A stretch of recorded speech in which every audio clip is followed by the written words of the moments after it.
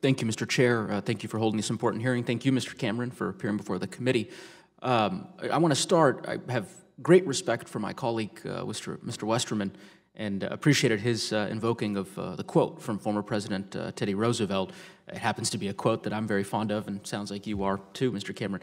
I did find the use of the quote particularly confusing given the hearing that we're holding today with respect to DOI's budget. Obviously, as you know, President Roosevelt has one of the more distinguished legacies of conservation in American history. When you look back at his tenure, 18 national monuments, over 150 national forests, 51 federal bird reserves, 5 national parks.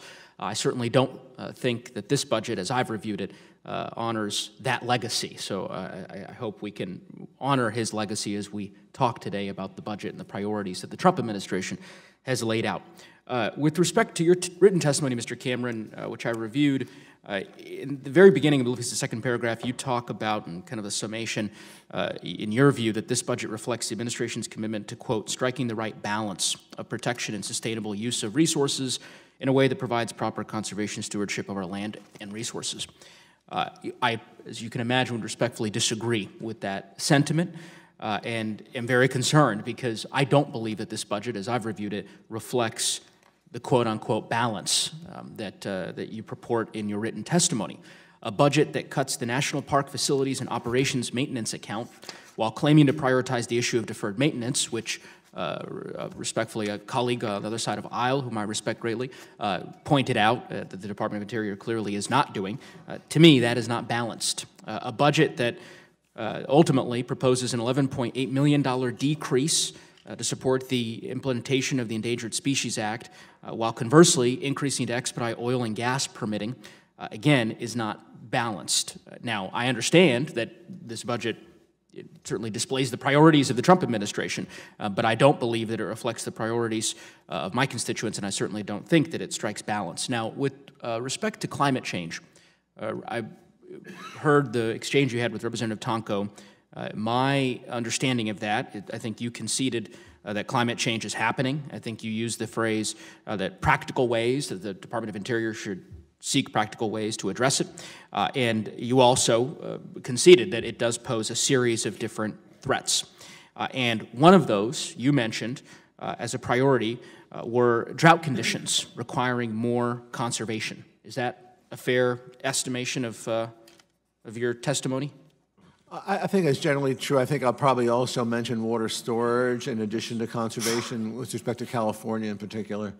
And so what I'm struggling with, Mr. Cameron, is while I appreciate your sentiments, the budget, as I understand it, requests $962 million, which is a decrease of $451 million for its principal operating account with respect to water and related resources. It includes the Water Smart program being effectively decimated, so a near elimination of Western drought programs for the Bureau of Reclamation. And so I'm struggling to understand how that matches with the purported prioritization that the department has placed with respect to drought mitigation.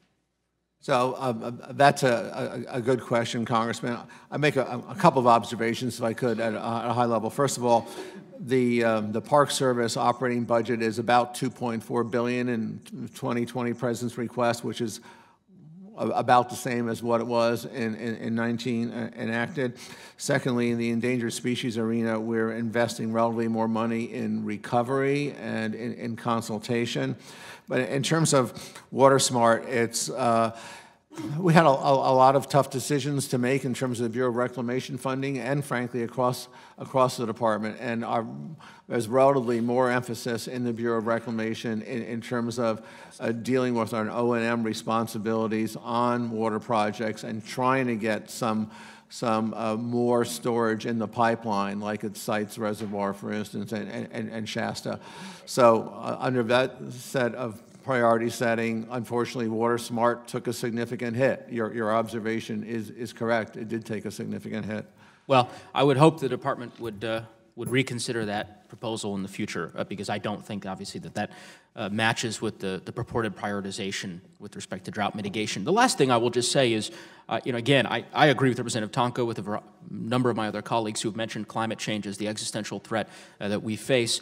And while I appreciate again, your exchange with Representative Tonko, we reviewed the budget. And can you guess how many times the phrase climate change appears in the budget?